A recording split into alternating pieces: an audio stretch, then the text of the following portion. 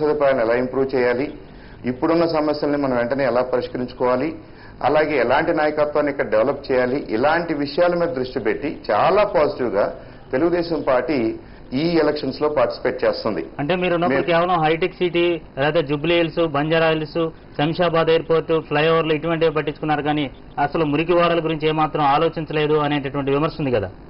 అది ధర్మం కాదండి. మురికివాడల్లో అవసరాలు పెరుగుతున్నాయి, ఇంకా మనం చేయాల్సింది చాలా ఉందనేది ఏ ప్రభుత్వమైనా ఒప్పుకోవాల్సిందే. తెలుగుదేశం ప్రభుత్వం కూడా మా హయాంలో మేము ట్రై చేసింది ఇంకా చాలేదు, ఇంకా చేయాలి, చాలా చేయాల్సింది ఉందనేది మేము ఒప్పుకుంటున్నాం. కాబట్టి ఈ ఎలక్షన్స్ లో ప్రధానంగా మేము మౌలిక వసతులు సామాన్య ప్రజానీకానికి, ఎస్పెషల్లీ బస్తీల్లో ఉండే వాళ్ళకి రోజువారీగా చాలా ఇబ్బందులు ఉన్నాయి. మంచినీళ్ళ విషయంలో అనుకోండి, లేదంటే మరి మురుగు కాలువల విషయంలో అనుకోండి, రోడ్ల విషయంలో అనుకోండి, సెక్యూరిటీ విషయంలో అనుకోండి, ఇదంతా కూడా మనం రోజు చూస్తున్నాం. మేము చూస్తున్నాం, చాలా బాధాకరం. వీటి మీద దృష్టి పెడుతూ నెక్స్ట్ మున్సిపల్ కార్పొరేషన్ కి ఒక గైడెన్స్ ఇవ్వాలని, సిటీని ఓవరాల్ గా కాంప్రహెన్సివ్ గా డెవలప్ చేయాలనేది అంటే సాంబశివరావు గారు చెప్తున్న దాని ప్రకారము గ్రేటర్ హైదరాబాద్ ప్రజలు ఇంకా 5 సంవత్సరాలు ఆగాలి. సమస్యల కోసము ఇవాళ టీడీపీ వాళ్ళు 27 సంవత్సరాలు మౌనంగా ఉండి లోక్ సత్తా ఎప్పుడైతే డివిజన్ మేనిఫెస్టో రూపొందించిందో ఎక్కడికక్కడ ఏ డివిజన్ లో మురుగునీటి సమస్యలు ఏంటి, వార్డు సమస్యలు ఏంటివి, ప్రతి సమస్యని ప్రతి డివిజన్ కార్పొరేటర్ అభ్యర్థి డివిజన్ మేనిఫెస్టోని తీసుకొచ్చారు. సమస్యలు ఏంటి ఆ డివిజన్ లో ఉన్నాయి. ఇది మొదలుపెట్టిన తర్వాత ఇవాళ టీడీపీ మొదలుపెట్టింది, బీజేపీ మేము మేనిఫెస్టో అని అంటుంది. అంటే ఒక పార్టీని తప్పేం లేదు, ఒక మనిషిని ఇంకొక పార్టీని అనుకరించడంలో తప్పలేదు. కానీ అది నిరూపించడానికి వీళ్ళకి 27 సంవత్సరాలు టైం పట్టిందా, ఈ పార్టీకి 27 సంవత్సరాలు టైం పట్టిందా, ఆ పార్టీకి ఇంకా అన్ని సంవత్సరాలు టైం పట్టిందా అనేది చర్చ అన్నమాట. అంటే వీళ్ళు 27 సంవత్సరాలు వీళ్ళు చేసింది ఏంటిదంటే ఊకదంపుడు ఉపన్యాసాలు, ధర్నాలు చేయడము, రోడ్లకు అడ్డదిడ్డంగా కూర్చోవడము, రాస్తా రోకలు చేయడము, ఏ ఎండకు ఆ గొడుగు బట్టి డ్రైనేజ్ సమస్య రాగానే డ్రైనేజ్ దగ్గర హంగామా చేయడం, ట్రాఫిక్ సమస్య రాగానే ట్రాఫిక్ సమస్య. మీరు ఒక్క నిమిషం ఒకసారి ఛాన్స్ మాకు. ఎప్పుడో మా ఏరియాలో అనుకుంటారు, బాగా పొద్దుపోయిన తర్వాత లేదంటే తెల్లారిన తర్వాత 10ంటికో 11ంటికో లేచినాయని అనుకుంటా అంట, ఇప్పుడే తెల్లారని అనుకుంటా అంట. అలా ఉంది లోక్సత్తా మాట్లాడటం. డివిజన్ వారీగా మీరు మేనిఫెస్టో చేస్తున్నారు అనుకునేది కొత్తదేమీ కాదు, అది కొత్త ప్రక్రియ కాదు.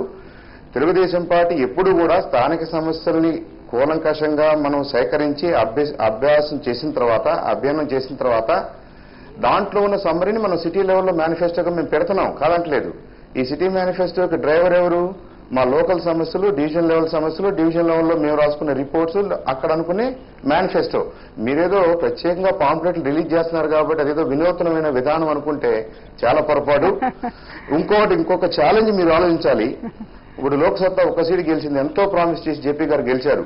కోకటపల్లిలో మీరు చేయగలిగిన ఒకే ఒక్క కార్యక్రమం ఏదన్నా ఉందని చెప్పండి. మీరేం చేశారో చెప్పండి. కాంగ్రెస్ అది చాలా వితండవాదం అండి. సమస్యలున్నాయి, మనం చేసుకోవాలి, ముందుకెళ్లాలి, కలిసికట్టుగా ఈ సమస్యలు పరిష్కారం చేసుకోవాలి. ఖచ్చితంగా అది ఖచ్చితంగా చేయడానికి లోక్సత్తా ఎప్పుడు కూడా సిద్ధమేనండి. ప్రజా సమస్యలు ప్రజల కోసం పేపర్లకి ఏనాడు లోక్సత్తా పరిమితం లేదండి. మీరు అనుకునే విధంగా మీరు అన్నట్టు రోడ్డుకు అడ్డదిడ్డంగా పడుకొని ధర్నాలు చేసి, రస్తారోకలు చేసి, ఉద్యమాలు చేస్తేనే, ఇంకేదో హంగామా చేస్తేనే ఉద్యమం చేసినట్టు అనుకోవడం లేదు. లోక్సత్తా సైలెంట్ గా లోక్సత్తా ఉండగానే ఎన్ని రకాల చట్టాలను ప్రజల కోసం అందుబాటులో తీసుకొచ్చిందని అనేది మీరు ఆలోచించాలి. మీరు ఎమ్మెల్యేలుగా 27 సంవత్సరాలుగా మీరు ఎమ్మెల్యేలు ఎంపీలుగా ఉన్నా కూడా ఒక చట్టాన్ని మీరు తీసుకురాలేకపోయారు. మీరు ఇవాళ లోక్సత్తా గురించి ప్రశ్నించే స్థాయికి అసలు ఉన్నారా? ఎందుకంటే లోక్సత్తా సంస్థగానే ఉన్నప్పుడు ఎన్నో చట్టాలను తీసుకొచ్చింది. మరి మీరేమో ఒక్క ఎమ్మెల్యేకి అధికారం ఏంటండి? ఎమ్మెల్యేకి నియోజకవర్గంలో కాంట్రాక్టులు, కమిషన్ల ఎమ్మెల్యే చేయాల్సింది ఏంటండి? చట్టాలు ఇంకేమైనా ప్రజాస్వామ్యబద్ధంగా ఏర్పాటు చేయాల్సిన గ్రేట్ డిస్సర్వీస్ టు పొలిటీషియన్స్. ఒకటి ఇక్కడ పార్టీలకు అతీతంగా నేను ఒకటి మనవి చేయాలనుకుంటున్నాను. చెప్పండి. మీరు ఒక బ్లాంకెట్ స్టేట్మెంట్ వేసేసి కాంగ్రెస్ అంతా పనికిరాని వాళ్ళు ఉన్నారు, తెలుగుదేశం అంతా పనికిరాని వాళ్ళు ఉన్నారు, డబ్బుల కోసమే రాజకీయంలోకి వాళ్ళు వస్తున్నారు అనే మాట బహుశా భావి తరాల వాళ్ళని నేను చాలా అలా బాధ అనడం- పెట్టుద్ది. నేను అలా మన అనడం పొలిటికల్ ప్రొఫెషన్ లో దయచేసి- ఇంకెవరు రారు. సాంబశివరావు కాబట్టి గారు- దయచేసి మీరు అలా బ్లాంకెట్ స్టేట్మెంట్ వేయద్దు. సాంబశివరావు గారు కూర్చుని దయచేసి మాట్లాడండి. అంటే దయచేసి మీరు అలా అర్థం చేసుకోవద్దు. సాంబశివరావు గారు మన చర్చ కేవలం మురికి ప్రాంత వాసుల సమస్యలు. సాంబశివరావు గారు Yes. దయచేసి మీరు అలా అర్థం చేసుకోవద్దు. నేను అన్నది ఆ మాట కాదండి. రాజకీయ పార్టీలు ఎందుకోసం మనం రాజకీయం చేయడానికి, ప్రజలకు సేవను అందించడానికి రాజకీయం కోసం వస్తున్నాం కదా. వచ్చినప్పుడు ప్రజల సమస్యల కోసం దానికి ప్రత్యేకమైన ప్రణాళిక సిద్ధం చేసుకోవాలి కదా. పార్టీలకి జెండాలు ఉంటున్నాయి కానీ ఎజెండాలు ఉండడం లేదు. అది సమస్య వచ్చింది అని అంటున్నాం. ఆ ఎజెండాని నిర్మించుకొని ప్రతి పార్టీలో మంచి వాళ్ళు చాలా మంది ఉన్నారండి. ప్రజల కోసం పాటుపడుతున్న వాళ్ళు ఎంతో మంది ఉన్నారండి. ప్రతి పార్టీలో నిజాయితీ పరులు ఉన్నారండి. అత్యంతంగా కష్టపడుతున్న వాళ్ళు ఎంతో మంది ఉన్నారండి. అలాంటి వాళ్ళందరూ కూడా నిజంగా ఇంకా ప్రజలకు చేరుకోవాలని లోక్సత్తా ఈ పార్టీ ఆ పార్టీ అని కాకుండా మంచి చేసే వాళ్ళందరికీ కూడా అది మంచి మాట అమ్మా. ఇప్పుడు సహకరించాలని మాట్లాడదాం. మనం కరెంట్ మన మహానగరానికి ఉన్న సమస్యలు మనకు తెలుసు. జనాభా విపరీతంగా పెరుగుతుంది. మన మౌలిక వ్యవస్థ కొద్దిగా కుంటుపడింది. అవును.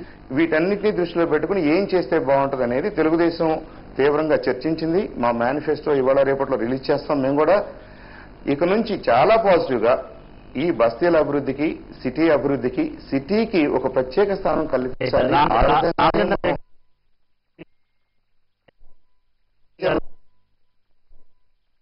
రామచంద్రారెడ్డి గారు, ప్రధానంగా ప్రభుత్వాలు ఎన్నో మారుతున్నాయి. ఇప్పటికీ ఎన్ని ప్రభుత్వాలు మారుతున్నప్పటికీ మురికి ప్రాంత వాసుల జీవన ప్రమాణాలు కానీ, కనీస సౌకర్యాలు కానీ ఏమాత్రం మారట్లేదు. ఇంకా ఎన్ని ప్రభుత్వాలు మారితే ఈ సమస్యలు పరిష్కారం అవుతాయి అంటారు అసలు? ఇప్పుడు మేము మొదటి నుంచి అదే చెప్తున్నాం కదా. ఈ భారతదేశ 63 సంవత్సరాల స్వాతంత్రం వచ్చిన తర్వాత కూడా ఈ పరిస్థితి రావడానికి కారణము అధికారంలో ఉన్నటువంటి ఒక విజన్ లేకుండా వాళ్ళ యొక్క ఆదాయాలు పెంచుకోవడానికి, వాళ్ళ నేతృత్వాలు పెంచుకోవడానికి పనిచేస్తున్నటువంటి వ్యక్తుల యొక్క చాతగానితనమే ఈనాడు ఇంతమంది ఇన్ని రకాలుగా ఇబ్బంది పడుతున్నారు. ఇది గమనించాలి అందరూ కూడా, ప్రజలు కూడా ముఖ్యంగా గమనించాలి. ఈనాడు ముఖ్యంగా హైదరాబాద్ లో హైటెక్ సిటీ చేశాము, జూబ్లీ హిల్స్ లో డెవలప్మెంట్ చేశామన్నటువంటి తెలుగుదేశం పార్టీ కూడా ఈనాడు ఓడిపోవడం జరిగినటువంటి నియోజకవర్గాలు చూస్తున్నాం. ఖైరతాబాద్ కానీ, జూబ్లీ హిల్స్ నియోజకవర్గాలు కానీ. కాబట్టి ప్రజలు ఇచ్చేటటువంటి తీర్పుని మనం అందరం శిరసా వహించాల్సిందే. ముఖ్యంగా స్లమ్లలో ఈనాడు ఫిలిం నగర్ స్లమ్ చూడండి, 18 బస్తీల్లో స్లమ్లు ఉన్నటువంటి చోట మురికి నీళ్ళకించి వాటర్ పైప్ లైన్ పోయినాయి. ఆ పైప్ లైన్ లీకేజ్ల కింద వచ్చేటటువంటి నీళ్లు తాగి ఎంత అనారోగ్యానికి గురవుతున్నారో ఫిలిం నగర్ బస్తీలో. ఒక్కసారి అక్కడ వెళ్ళి మీడియా వాళ్ళు వెళ్ళి చూసి ఈనాడు సమాజానికి చూపించమని నేను కోరుతున్నా. అటు తెలుగుదేశం కానీ, కాంగ్రెస్ ఈ రెండు కూడా అధికారంలో ఉండే. కాబట్టి భారతీయ జనతా పార్టీ మొదటి నుంచి కూడా సేవ పనిచేస్తున్నటువంటి పార్టీ. ఈ రాష్ట్రంలో మేము ఎప్పుడు కూడా అధికారంలో లేకుంటే, అధికారంలో మేము రాలేదు. అయినా కానీ ప్రజా ఉద్యమాల ద్వారా ప్రజలకు జరుగుతున్నటువంటి అసౌకర్యాన్ని, పౌరులకు కావాల్సినటువంటి నిత్యం కావాల్సినటువంటి విషయాల మీద మేము ప్రభుత్వం మీద ఒత్తిడి తీసుకొచ్చి చేయించడానికి ప్రయత్నం చేస్తున్నాం. ఈనాడు లోక్సత్తా వాళ్ళు వాళ్ళ యొక్క పంత వేరే ఉండవచ్చు. ఈనాడు మేము దేశంలో 116 మంది పార్లమెంట్ సభ్యులు ఉన్నారు మాకు. కాంగ్రెస్ తర్వాత అతిపెద్ద opposition party Bharatiya Janata party. 6 రాష్ట్రాలలో మేము అధికారంలో ఉన్నాము. 9 రాష్ట్రాల్లో మేము అధికారం పంచుకుంటున్నాము. మేము గతసారి జరిగినటువంటి మొన్నటి ఎన్నికల్లో స్వతహాగా మేము పోటీ చేసి ఇక్కడ ఆంధ్ర రాష్ట్రంలో 2 సీట్లు మేము గెలవడం జరిగింది. 2002లో కార్పొరేషన్లో 16 మంది కార్పొరేటర్స్ డిప్యూటీ మేయర్గా మాకుండే. 86లో పోటీ చేసి మేము గెలిచినప్పుడు 100 మున్సిపల్ డివిజన్స్ లో మేము 12 మంది మా కార్పొరేటర్స్ కూడా ఉండే. మేము వాళ్ళ శాయశక్తుల ప్రజలకు కావాల్సిన విషయాల్లో స్పష్టంగా అవగాహనతోని, మాకున్నటువంటి జ్ఞానంతోని, నిస్వార్థ భావనతో మేము చేస్తూ వస్తున్నాం. సరే ఎదటి వాళ్ళు నమ్ముతారా నమ్మరా అనేది అది వాళ్ళ విజ్ఞతకే వదిలేస్తున్నాం. ఈనాడు ఇప్పుడు మిసెస్ రావు గారు మాట్లాడినటువంటి విషయం, మా పార్టీలో మేము తెలుగుదేశం పార్టీతో గతసారి అలయన్స్ లో ఉన్నప్పుడు కూడా స్లమ్ డెవలప్మెంట్ కింద అందరికి ఇళ్ల గురించి వాల్మీకి అంబేద్కర్ ఆవాస్ యోజన కింద కేంద్ర ప్రభుత్వం నుంచి 60,000 రూపాయలకు ఇల్లు నిర్మాణం చేయించి 30,000 రూపాయలు కేంద్ర ప్రభుత్వం సబ్సిడీ ఇప్పించి మిగతా 250 రూపాయలు నెల కట్టేట్టు 15 సంవత్సరాలకు ఈజీ ఇన్స్టాల్మెంట్స్ ఇప్పించడం జరిగింది. అది జరిగిందా అంటే ప్రభుత్వంలో ఉన్నటువంటి వాళ్ళు చేయాలి. కేంద్ర ప్రభుత్వం నుంచి రాష్ట్ర ప్రభుత్వానికి ఆనాటి ప్రధానమంత్రి అటల్ బిహారీ వాజ్పేయి లాల్ బహదూర్ స్టేడియంలో ప్రారంభోత్సవం చేయించడం జరిగింది. మేము ఒత్తిడి తీసుకోవాలి. రైట్ అండి. ప్రధానంగా ఇప్పుడు లోక్సత్తా పార్టీని గెలిపిస్తే ప్రస్తుతం ఈ సమస్యల పరిష్కారం అవుతాయన్న నమ్మకం ఉంది. ఖచ్చితంగా చేసుకోవచ్చండి. స్థానికంగా ఇప్పుడు మనకి తలసరి ఆదాయాన్ని ఒక్కొక్కరికి 1000 రూపాయల కింద మేము లోక్సభ డివిజన్ వారిగా అంటున్నాము. ఇది కనుక ఏర్పాటు చేసుకుంటే 73, 74 రాజ్యాంగ సవరిని సవరించుకొని ఆ రాజ్యాంగబద్ధంగా ఆ బిల్లుని ఏర్పాటు చేసుకున్నట్టు మళ్ళీ తర్వాత ఈ వచ్చిన బడ్జెట్ లోపలనే తలసరి గ్రాంట్ కింద 1000 రూపాయలను ఏర్పాటు చేసుకుని స్థానికంగా కమిటీలను ఏర్పాటు చేసుకుని ప్రజలందరికీ భాగస్వామ్యం కల్పించి కాలనీలో ప్రధాన